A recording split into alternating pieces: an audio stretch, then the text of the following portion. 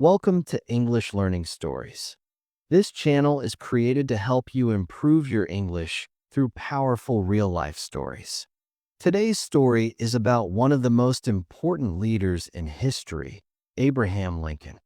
Through his life, struggles, and decisions, you will learn not only English, but also lessons of courage, leadership, and humanity. So listen carefully, stay focused, and let's begin today's story. Abraham Lincoln was born on February 12, 1809, in a small log cabin in Hardin County, Kentucky, a frontier region with limited law enforcement and widespread poverty. His parents were Thomas Lincoln, a farmer and carpenter, and Nancy Hanks Lincoln. Both parents came from modest backgrounds and had little formal education, but they valued hard work and moral responsibility. Kentucky was a slave state, but the Lincoln family opposed slavery on moral and religious grounds. This belief played a quiet but lasting role in shaping Abraham Lincoln's values. During his early childhood, Abraham experienced constant insecurity because his father lost land several times due to unclear land titles, a common problem on the frontier. These losses forced the family to move repeatedly, teaching Lincoln early lessons about instability and perseverance.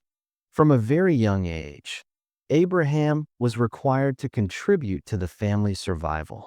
He performed physically demanding labor such as clearing land, chopping wood, and farming. These experiences developed his physical strength and introduced him to the struggles of ordinary working people, a group he would later represent politically. Formal education was extremely limited. There were no permanent schools nearby, and Abraham's total classroom instruction during this period amounted to only a few months. However, his parents encouraged basic literacy, and Abraham quickly showed curiosity and intelligence beyond his circumstances. In 1816, when Abraham was 7 years old, the Lincoln family left Kentucky and moved to southern Indiana. This move was motivated by the desire for secure land ownership and a society without legalized slavery. The relocation marked the end of Lincoln's earliest childhood and the beginning of a far more difficult frontier life that would strongly shape his character. Life in southern Indiana was far more difficult than anything Abraham Lincoln had experienced in Kentucky. The region was undeveloped wilderness. The Lincoln family built a simple log cabin, cleared dense forest, and lived without roads, schools, or medical care. Daily survival depended on constant physical labor. Abraham was required to work from an early age. He hunted for food, split firewood, and helped cultivate crops. These responsibilities limited his access to formal schooling. When schools were available, they were temporary and often lasted only a few weeks at a time. In total, Abraham received less than 1 year of formal education during his entire childhood. In 1818, tragedy deeply affected his life. His mother, Nancy Hanks Lincoln, died from milk sickness, a deadly illness caused by poisoned milk. Abraham was only 9 years old. Her death left a lasting emotional impact and forced him to mature quickly. She had encouraged his early reading and moral thinking, and her loss created a deep sense of loneliness and reflection. 2 years later, in 1820, Abraham's father married Sarah Bush Johnston, a widow with 3 children. She became a critical influence in Abraham's life. She recognized his intelligence, encouraged his learning, and protected his time for reading. Lincoln later credited her as one of the most important people in his development. Abraham developed a powerful habit of self-education. He borrowed books whenever possible and read by firelight after long work days. He studied the Bible, Aesop's Fables, Pilgrim's Progress, and the life of George Washington. Through reading, he learned storytelling, moral reasoning, and clear language, skills that would later define his speeches. Although physically strong, Abraham preferred intellectual work. He showed early talent for logical thinking, debate, and explanation, often retelling stories and ideas to others in simple, memorable language. This ability made him well known in his community. In 1830, when Abraham was 21 years old, the family moved once again, this time to Illinois. This move marked the end of his childhood and prepared him for independence. By this point, Lincoln had no wealth, no advanced education, and no social status. But he possessed discipline, moral clarity, and an intense desire to improve himself. In 1831, at the age of 22, Abraham Lincoln left his family and settled in the small village of New Salem, Illinois. This decision marked the beginning of his independent life. New Salem was a frontier community where reputation and trust mattered greatly. Lincoln worked a series of jobs that exposed him to public responsibility. He became a store clerk, where his honesty and reliability earned him respect. His fair treatment of customers led locals to call him Honest Abe, a name that followed him throughout his life. In 1832, conflict broke out between the United States and Native American tribes in Illinois, known as the Black Hawk War. Lincoln volunteered for service and was elected captain of his militia company. Although he did not see combat, the election itself was significant. It was the first time others formally chose him to lead, and Lincoln later described it as one of the proudest moments of his life. That same year, Lincoln made his first attempt at public office by running for the Illinois state legislature.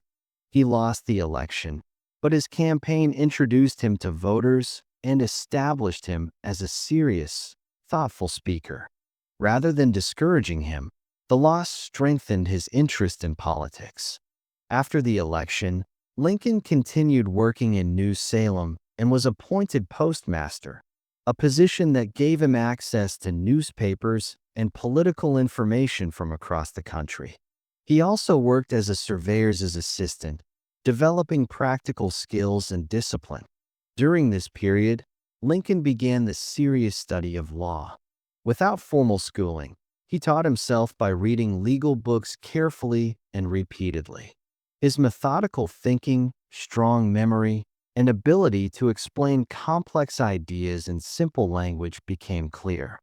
By 1834, Lincoln had built a strong reputation for intelligence, integrity, and leadership. That year, he was successfully elected to the Illinois House of Representatives, marking the true beginning of his political career and his rise from obscurity to public service. After his election in 1834, Abraham Lincoln began serving in the Illinois House of Representatives as a member of the Whig Party. He quickly became known for his careful reasoning, honesty, and ability to explain policies clearly. Lincoln supported internal improvements, including roads, canals, and railroads, believing they were essential for economic growth and national unity. Lincoln was re-elected 3 more times, serving a total of 4 terms. During this period, he developed strong skills in lawmaking, negotiation, and public speaking. He learned how to work within political systems while maintaining personal integrity. In 1837, Lincoln was officially admitted to the Illinois bar. He moved to Springfield, the state capital, where political opportunity and legal work were greater. He formed a law partnership with William Herndon. Lincoln traveled widely as a circuit lawyer, handling cases in rural communities. This work exposed him to the real problems of farmers, merchants, and laborers, strengthening his understanding of ordinary citizens. That same year, Lincoln made a significant moral statement. In the Illinois legislature, he formally protested against slavery, declaring it unjust and wrong. while also acknowledging the constitutional limits on federal power. This statement marked his first clear public opposition to slavery and showed his belief in balancing morality with the law. In 1846, Lincoln was elected to the United States House of Representatives. His time in Congress coincided with the Mexican-American War. Lincoln questioned the justification for the war, arguing that it was unnecessarily expanding slavery. His opposition was politically unpopular and damaged his standing with voters. After serving one term, Lincoln chose not to seek re-election. Disappointed by national politics and the public response to his anti-war stance, he returned to Springfield and focused on his law practice. For several years, he largely withdrew from public political life. Although this period appeared to be a setback, it strengthened Lincoln's legal expertise and sharpened his understanding of national issues. These experiences prepared him for the major political conflict that would soon return him to public life. For several years, Abraham Lincoln remained largely outside national politics, concentrating on his legal career in Springfield. This changed dramatically in 1854 with the passage of the Kansas-Nebraska Act. The law allowed settlers in new territories to vote on whether to permit slavery, effectively overturning earlier agreements that limited slavery's expansion. Lincoln viewed the act as a serious moral and political mistake.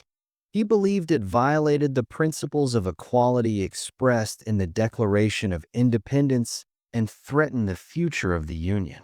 In response, he returned to public political debate with renewed urgency. Lincoln joined the newly formed Republican Party, which opposed the spread of slavery into new territories. Through speeches and debates across Illinois, he argued that slavery should not expand, even if it could not be immediately abolished where it already existed. His arguments were logical, calm, and grounded in constitutional principles rather than emotional appeal. In 1858, Lincoln ran for the United States Senate against Stephen A. Douglas, a powerful Democratic leader and supporter of popular sovereignty. The campaign featured a series of 7 public debates, now known as the Lincoln-Douglas debates. These debates focused on slavery, democracy, states' rights, and the moral future of the nation.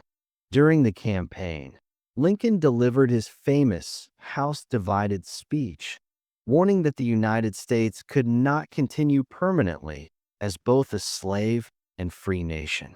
While Douglas ultimately won the Senate seat, Lincoln's clear reasoning and moral clarity gained national attention.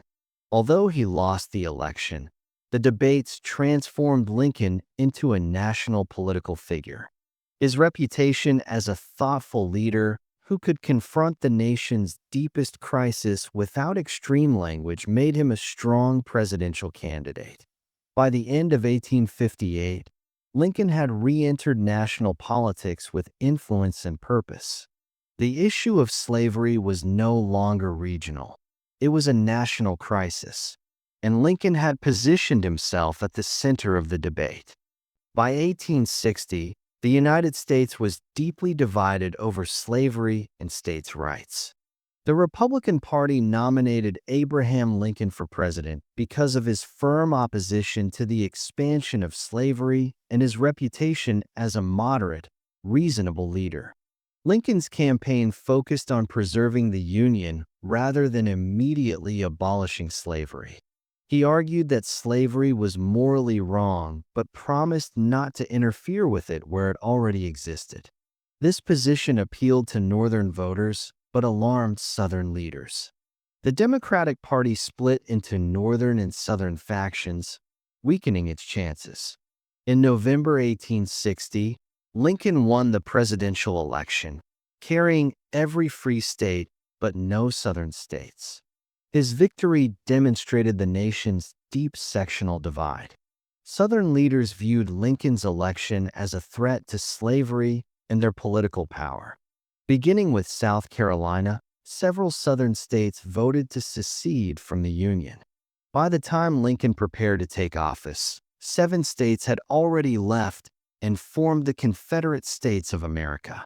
On March 4, 1861, Lincoln was inaugurated as the 16th President of the United States.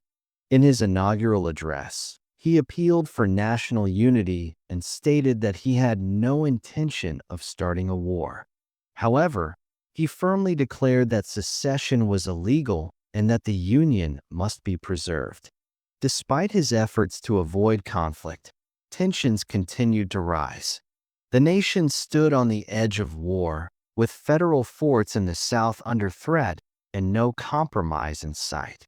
By the end of this period, Lincoln faced the greatest challenge of his life, leading a divided nation toward survival as a single country. The American Civil War began on April 12, 1861, when Confederate forces fired on Fort Sumter in South Carolina. After the fort surrendered, President Abraham Lincoln declared that the Union was under attack and called for 75,000 volunteers to suppress the rebellion. Lincoln's decision led 4 additional Southern states to secede, expanding the conflict into a full-scale civil war. The president now faced the immense task of defending the Union with an unprepared army, limited resources, and a divided public. To maintain control, Lincoln exercised extraordinary executive powers. He authorized military arrests in certain areas and suspended the writ of habeas corpus to prevent sabotage and rebellion, particularly in border states. These actions were controversial but aimed at preserving national stability during crisis. Lincoln struggled with military leadership during the early years of the war. Several Union generals failed to take decisive action, leading to repeated defeats and public frustration. Despite political pressure, Lincoln carefully evaluated his commanders, removing those who lacked effectiveness. Throughout this period, Lincoln remained focused on the central goal of preserving the Union. While slavery remained a major issue, he initially treated the war as a fight to maintain national unity rather than to abolish slavery outright. By the end of 1862, the war had caused massive casualties and public morale was low. Lincoln understood that military victory alone might not be enough. The conflict needed a clear moral purpose that could strengthen support at home and abroad. This realization prepared Lincoln for a decisive shift in war policy that would redefine both the conflict and the future of the nation. By late 1862, President Abraham Lincoln had reached the conclusion that slavery was central to the Confederate war effort. Enslaved labor supported Southern armies, agriculture, and infrastructure. Lincoln also understood that the war required a stronger moral foundation to maintain public support and prevent foreign nations from aiding the Confederacy. After the Union's strategic victory at the Battle of Antietam, Lincoln announced a new policy. On January 1, 1863, he issued the Emancipation Proclamation. The proclamation declared that all enslaved people in Confederate-held territories were free. Although it did not immediately free all enslaved people, the proclamation had profound consequences. It transformed the Civil War from a struggle to preserve the Union into a fight for human freedom. It also made it impossible for European powers to support the Confederacy without appearing to defend slavery. The proclamation allowed African American men to enlist in the Union Army and Navy. By the end of the war, nearly 180,000 black soldiers had served, providing a critical boost to Union forces. In July 1863, the Union achieved 2 major victories. The Battle of Gettysburg stopped the Confederate invasion of the North, while the capture of Vicksburg gave the Union control of the Mississippi River. Together, these victories marked a decisive turning point in the war. Later that year, Lincoln delivered the Gettysburg Address, a brief but powerful speech that redefined the war's meaning. He described the conflict as a test of whether a nation dedicated to equality and self-government could endure. By the end of 1863, the Union had gained momentum both militarily and morally. Lincoln's leadership had reshaped the purpose of the war and laid the foundation for the abolition of slavery in the United States. By 1864, the Civil War had entered its final and most intense phase. President Abraham Lincoln understood that military success required strong and decisive leadership. He appointed Ulysses S. Grant as General-in-Chief of the Union Army, trusting his determination to pursue continuous pressure against Confederate forces. Grant's strategy focused on exhausting the Confederacy's manpower and resources. Simultaneously, William Tecumseh Sherman led a campaign through the southern states, destroying supply lines and weakening Confederate resistance. These efforts steadily shifted the balance of the war in favor of the Union. Despite military progress, public support for the war was strained. Heavy casualties and economic hardship led many Americans to call for peace. In this climate, Lincoln faced the presidential election of 1864. His opponent, George B. McClellan, campaigned on a platform that suggested negotiation with the Confederacy. Lincoln ran for re-election as the candidate of the National Union Party, emphasizing the necessity of finishing the war and preserving the Union. His victory in November 1864 demonstrated public commitment to these goals. During this period, Lincoln focused intensely on ending slavery permanently. He pushed Congress to pass the 13th Amendment, which would abolish slavery throughout the entire nation. In January 1865, the amendment passed the House of Representatives, marking a historic achievement. In April 1865, Confederate General Robert E. Lee surrendered to General Grant at Appomattox Courthouse, effectively ending the Civil War. The Union had been preserved, and slavery was on the path to permanent abolition. Lincoln now turned his attention to rebuilding the nation and healing its divisions, unaware that his life would soon be cut short. Just days after the end of the Civil War, the nation was beginning to celebrate peace. On the evening of April 14, 1865, President Abraham Lincoln attended a performance at Ford's Theater in Washington, D.C. He hoped to relax after 4 years of immense pressure and responsibility. During the performance, John Wilkes Booth, an actor and supporter of the Confederacy, entered the presidential box and shot Lincoln in the head. Booth escaped the theater, shouting a slogan supporting the South. Lincoln was carried across the street to a boarding house, where doctors worked through the night. He never regained consciousness and died early the next morning on April 15, 1865. Lincoln became the first president of the United States to be assassinated. The shock was immediate and widespread. Across the nation, citizens mourned the loss of the leader who had preserved the Union and guided the country through its greatest crisis. His body was transported by train from Washington, D.C. to Springfield, Illinois, passing through major cities. Millions of Americans lined the tracks and attended public memorials, paying their final respects. The assassination occurred at a moment of national transition. Lincoln's death left the task of reconstruction to others and deeply influenced the course of American history. Abraham Lincoln's legacy is defined by his leadership during the most dangerous period in American history. He preserved the United States as a single nation at a time when division threatened its survival.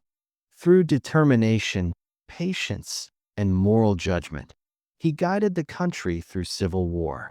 Lincoln permanently changed the meaning of freedom in America.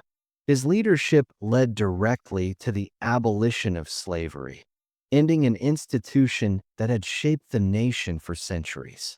The 13th Amendment ensured that freedom was no longer temporary or limited by region, but guaranteed by law. He also reshaped the role of the presidency. Lincoln demonstrated that, in times of national crisis, strong executive leadership could be used to defend democracy rather than destroy it. His actions expanded federal authority while remaining rooted in constitutional principles. Lincoln's speeches and writings continue to influence political thought. His use of clear language, moral reasoning, and unity over revenge set a standard for democratic leadership. He believed the nation could heal through justice rather than punishment. Today, Abraham Lincoln is remembered not only as a president, but as a symbol of integrity, equality, and perseverance. His life showed that leadership does not require privilege or power at birth, but courage, honesty, and commitment to the common good.